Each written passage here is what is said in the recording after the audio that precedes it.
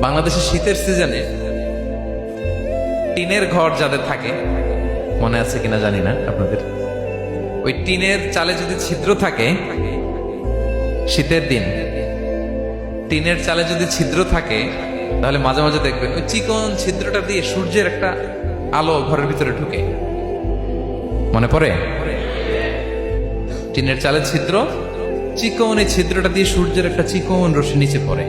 তো ওইটার কাছে গেলে দেখা যায় ওই আলোটার মধ্যে পাতলা কি কি যেন ধুলাবালি উঠতেছে। এটা আবার অন্য জায়গায় দেখা যায়, এমনি দেখা যায় না, কিন্তু ওইটার কাছে গেলে দেখা যায় এই আলোটা যেই বরাবর আসছে, এইখানে কিছু ক্ষুদ্র ছোট ধূলিকণা, ডাস্ট ঘুরে বেড়ায়।